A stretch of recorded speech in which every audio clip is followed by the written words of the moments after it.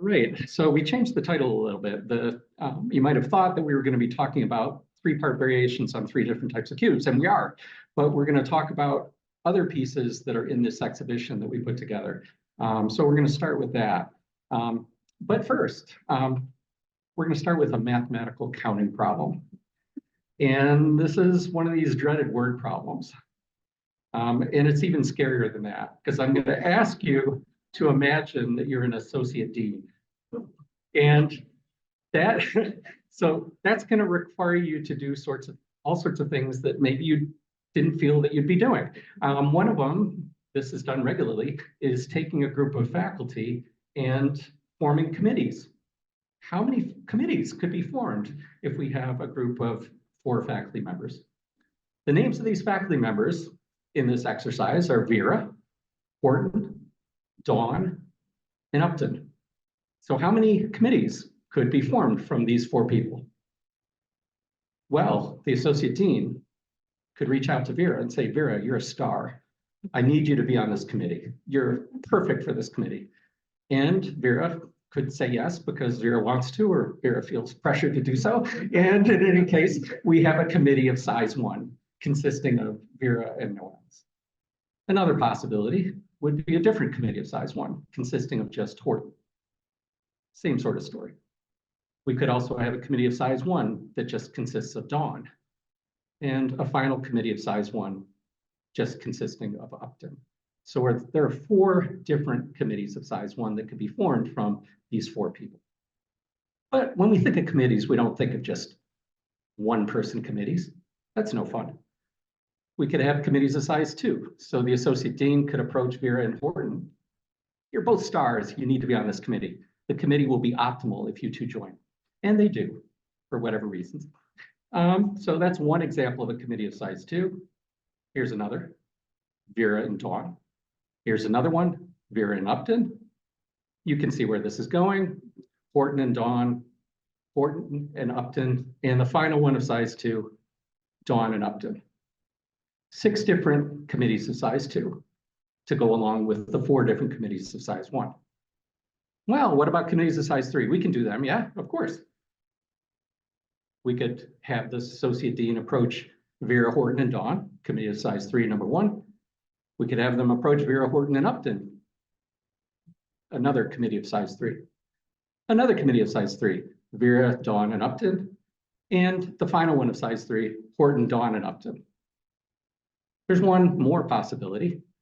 All 4 of these people could be asked to and join the committee. One committee of size 4. Now there is one more committee, but this is not something that's ever used in practice. We could have the empty committee that no one serves on. That's maybe my favorite committee. Okay, what does this have to do with art? What does this have to do with the works of LeWitt? Well, this is a piece that's owned by the Island. It's a lovely silk screen made in 1970. It's his horizontal composite color. If you take a look at this, it's hard to make out the details, so I'm going to be blowing up certain sections of it.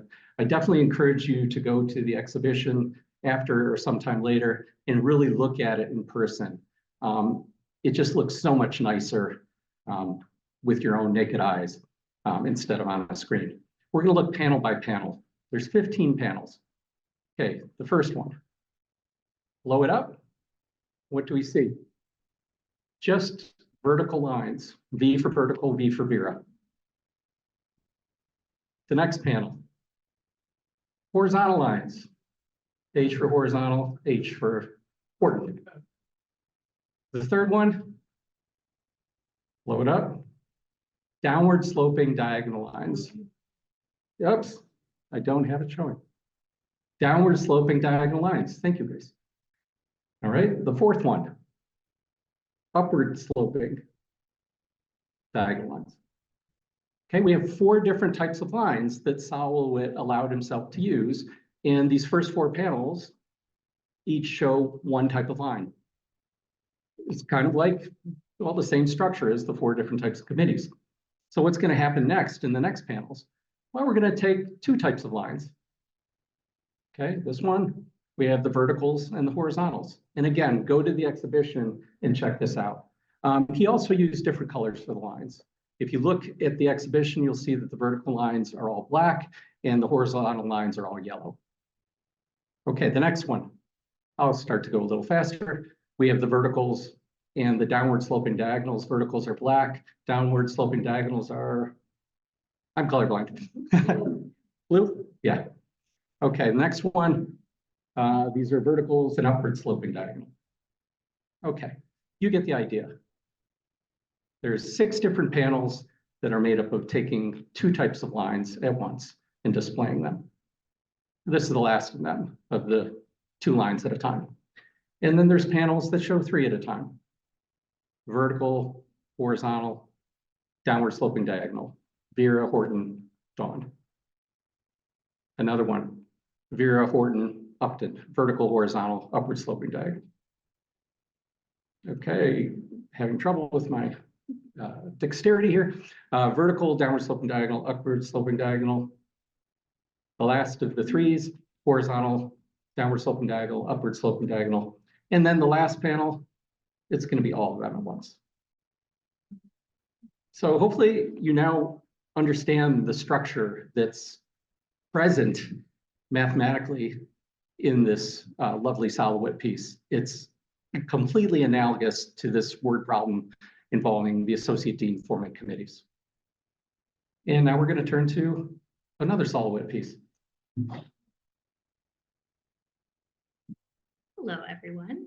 So now we're going to talk a little bit about LeWitt's 3-part variations on 3 different kinds of cubes. So the version that the Allen Memorial Art Museum has 49 3-part variations on 3 different kinds of cubes.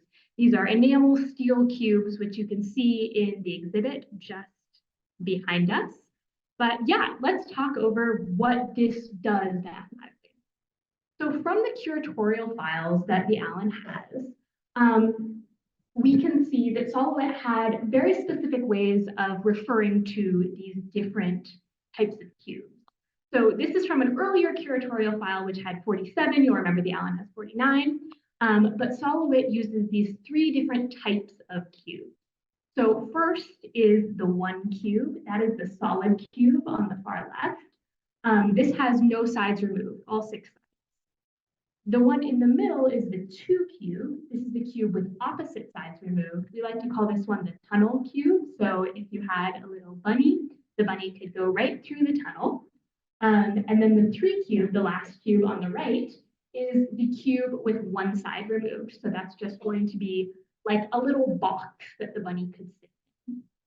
So we have these 3 different types of cubes, and you can see we've cut off some of the stuff on the bottom, but he goes through and sort of enumerates all these different ways that the cubes can occur. And they can occur, some of them can be right, left, some of them can be front, back. We'll see that a little bit. That refers to which side. So later on, he did a diagram for his all 3-part variations on 3 different kinds of cubes. He worked on this for quite a long time and came to the conclusion that all 3-part variations on 3 different kinds of cubes is 56. Is that right? Well, we'll see. Let's keep talking about it. So we're going to take just one of these variations and look at how this occurs now. So we're going to take the one in blue, 1, 2SB, 3F. So we have this blown up in our little 3D printed world with our little bunny for the 3F cube. So we have a mirror on the side so you can see what's going on the other side. But essentially on the top, we have the 1 cube, the solid cube. In the middle, we have 2SB, which is the cube with 2 sides removed, the front and back side removed. And then on the bottom is 3F, the cube with the front side removed, and you can see the little bunny in it. So this is a structure, right? LeWitt called these objects not sculptures, but structures. And so a structure, you can move it around. So we could rotate it by 90 degrees, counterclockwise. Now we have the same exact structure, it's just the bunny is looking a slightly different way. We can, of course, rotate it by 180. The bunny's now in the back on the bottom, can't really see it, but. Or we could rotate it by 270. The bunny is now facing off to this side. Now, of course, in this structure, we can also actually flip it upside down and it will still look basically the same, right? So we could have, this is a gravity-defying bunny. The The bunny is now fully upside down, right? But we've flipped the whole structure by 180. And we'll give you guys some of these to play with in a little bit. But yeah, so we can, of course, flip and then also turn. So here we've turned by 90 degrees counterclockwise and then flipped by 180. Of course, we can continue doing that in all the different ways. The bunny's now in the back at the top, or the bunny could be on this side facing us. Now, all of these versions are actually equivalent, right? Mathematically, we can think about it. These are real objects. And so any of these versions are going to be exactly equivalent. But that begs the question for Bob and I, this was the first question that got us invested in the problem at all. How many distinct variations are there actually? If we have all of these things that can be flipped to make different objects, how many distinct versions are there? So it's a difficult problem. So we're going to first try an easier one to sort of ease us into it. So here is Bosch and McNamara's all two-part variations on two different kinds of squares. So we've made this into a 2D problem now. So here are our two different kinds of squares. They might be like, that's three, but it's two. So we have our one square, which is analogous to the one cube, right? That has all four sides. And then we have this 2L and 2R. So one of the cubes has its left side removed, one of the cubes has its right. So we're going to put these together in different formulations to see how many possible variations can we actually make on these two different kinds of cubes. So of course, we can start out with the one cube on top and the one cube on bottom. Now, of course, we can also put other cubes on the bottom. Let's say we put one cube on top, 2L on the bottom, or 2R on the bottom. Of course, we can also have a different cube on the top. So let's say 2L, and then we can put one on the bottom, 2L on the bottom, 2R on the bottom, and of course, 2R could be on the top as well. We have 2R and 1, 2R and 2L, 2R and 2R. So we have these beautiful 9 two-part variations on two different kinds of squares. But are these actually all distinct from one another? So these two variations right here are actually equivalent via 180 rotation. So if you imagine in your mind that you're rotating these squares by 180, you can imagine that you would in fact get 1, 2L if you rotated 1, 2R1. It's the same both ways. So get rid of it. We don't need it at all. There are, of course, other versions of this, and you can start to see where I'm going with this. So you can start to think, okay, which are the other ones that I could rotate to form other variations? This is an example, 1, 2R and 2L1, equivalent by 180 rotation, get rid of 1. Then, of course, 2L, 2L, and 2R and 2R are also flip it around, get rid of 1. So if we consider 180 rotations as equivalent, there are actually 6 distinct variations. But wait, aren't these two equivalent? They look so similar, right? Well, they only look similar because we can look at them as if there's a mirror in between, right? So they're actually reflections of each other and not 180-degree rotations. So LeWitt, a quote from him is actually, a mirror is not a repetition. This is something that we found earlier. Okay, interesting. And of course, the same thing is actually true of 2L, 2R, and 2R, 2L. These are also reflections of one. So in fact, the answer is 6. But we actually have a more complicated mathematical way of saying this. Maybe complicated, but it's actually easier. Think about it. So there's a saying that, for every formula you put up on the board, you lose 50% of your audience. So please don't leave. There's about to be a formula, but don't leave yet. It's going to be fun. So what we used when we were doing our research is this called the Pauli-Burnside formula. So we'll just get into it. Essentially, there are two symmetry operators. So what a symmetry operator is something that you do to an object that makes it stay the same, essentially. So there are two things that we can do in our case here. We can do G1, which is going to be the identity. So the identity is essentially, here's something, I'm going to turn away for a sec, turn back, nothing happened, it's the same, right? The identity does nothing. And then G2 is the 180-degree rotation that we were talking about. So these symmetry operators, what we're essentially looking for is different versions of these variations that stay fixed. They stay exactly the same when we do these symmetry operators. So here the Pauli-Burnside counting formula states that n, which is the total number of distinct variations, is equal to 1/2 in this case, because we have two symmetry operators, we'll see later, it's just 1 over how many of these G1s, G2s you have. But then we're going to count all of the ways that G1 can keep these variations fixed. So that's C of G1, that's all of the different variations that are left fixed, stayed the same by G1, plus C of G2, which is the same thing for the 180-degree rotation for G2. All right, I hope that was okay, you guys. Is everyone doing okay? Okay, good. All right. So we're going to go back and look at this problem that we had previously gone through sort of in a brute force way, and now look at it in terms of the Poly-Burnside counting formula. So G1 fixes all 9, right? If I did nothing to it, it's going to stay the same. So C of G1 is going to be 9. I count all of them. And C of G2 is going to actually fix these 3. So if you look at the 3 that are highlighted up here, if you rotate them by 180 degrees, you can just imagine in your mind flipping them by 180 degrees, they're going to look the exact same, but none of the other ones are. So C of G2 is going to be 3 in this case. We're going to apply the formula, n equals 1/2 of 9 plus 3, and we get 6, which is the exact same answer that we got before. So this is essentially how we did the problem, just on a larger scale. So I'm going to turn it back over to Bob to talk about this larger. And Lana's going to pass out some of these 3D printed cubes for you to handle, 1 per row.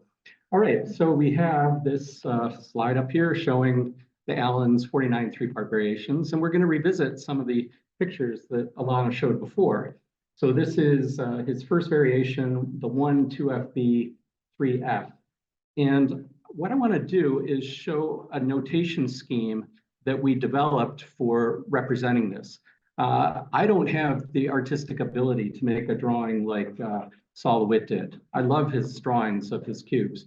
Ilana's drawings are pretty nice. Mine are absolutely terrible. So I needed some notation. So here's the idea behind the notation that I'm going to share with you.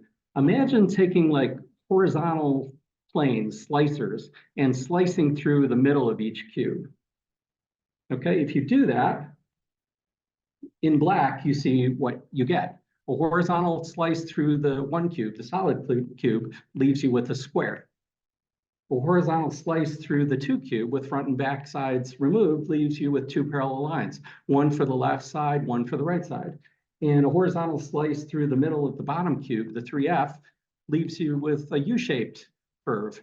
The only piece missing is the missing side, the front. So you have a line for the left, a line for the back, a line for the right. And what we can do now is just stack these on top of each other.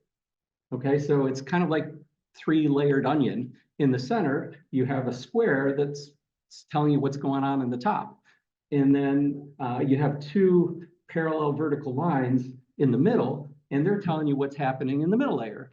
And then on the bottom, you have that upside down U figure that tells you what's going on in the bottom.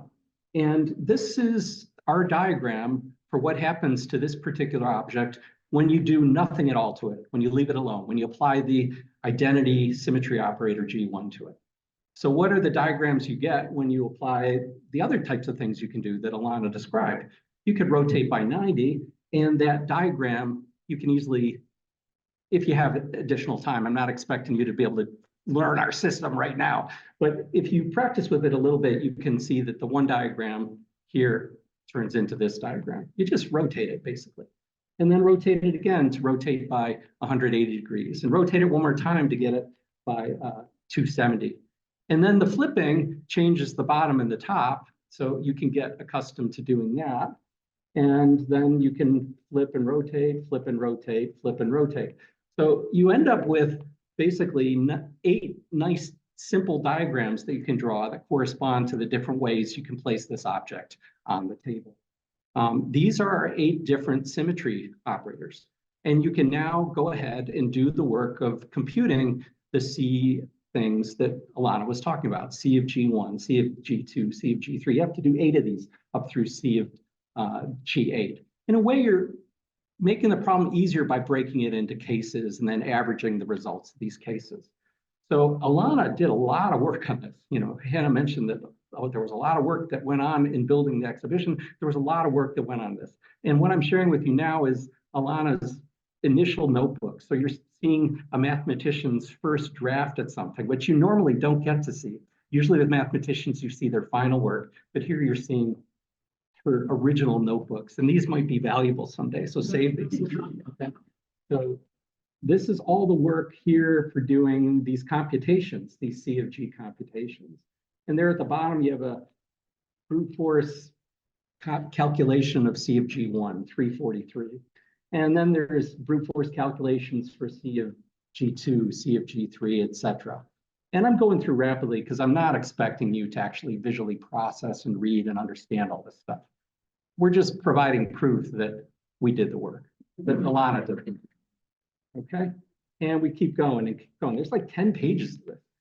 Okay, and down at the bottom, those of you can see the bottom, it says n equals 57, and I'll blow that up.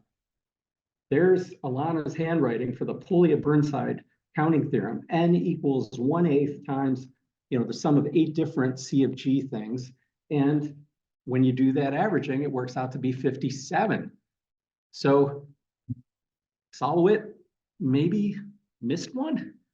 And I'm going to turn it over to Ilana.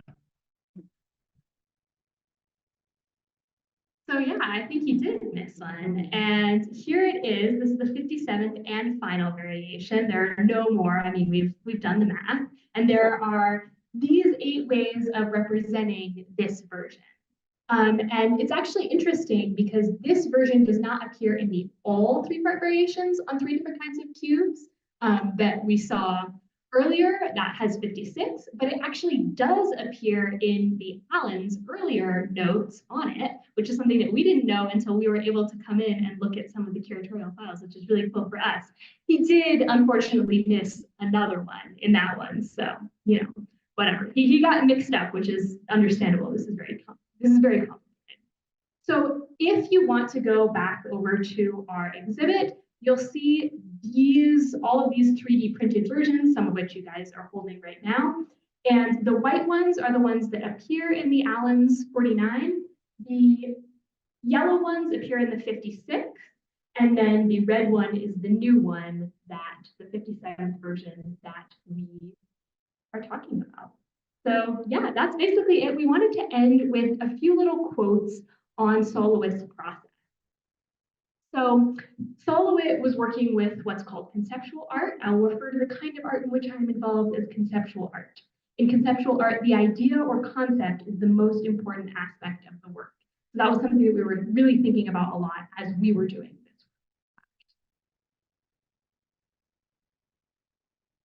this. And another famous quote from LeWitt is this one. All of these quotes that we're sharing come from a very famous piece of writing that he did called Paragraphs on Conceptual Art. The planning decisions are made beforehand, and the execution is a perfunctory affair.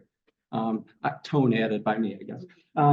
And emphasis added by me to this next sentence, which is a really widely known quote among artists and fans of LeWitt. The idea becomes a machine that makes the art. So yeah, this kind of art is not theoretical or illustrative of theories. It is intuitive, it is involved with all types of mental processes, and it is purposeless. Usually free from the dependence on the skill of the artist as a craftsman. So in fact, this was really important to us because we felt that our kind of mental process, the one that of a mathematician thinking through this in a mathematical way, was just as valid or validated by this quote by LeWitt as any other type. And I think that was just something that was important for us as we were going through with this work. Yes, to pick up on that, we felt like we were not only doing math, but we were doing art. We were kind of in the headspace of LeWitt and behaving in LeWitt-like ways. And that was just incredibly satisfying. So I want to conclude by just showing this again, this photo that I took years back. I'm going to propose an idea that's going to generate some art. The execution we can do later. It's just a perfunctory affair. But I would really love to reproduce this type of thing, but with all three-part variations, not just the 49. I'd like to make them a little bit bigger. I would like to use steel again, but instead of white enamel paint, I'd like to put like carpet squares on the side. And then I'd like to put a whole bunch of cats in there. So my idea that's generating art is the LeWitt Cat Cafe. And I've yet to set up a GoFundMe, but I'm thinking about it. Thank you.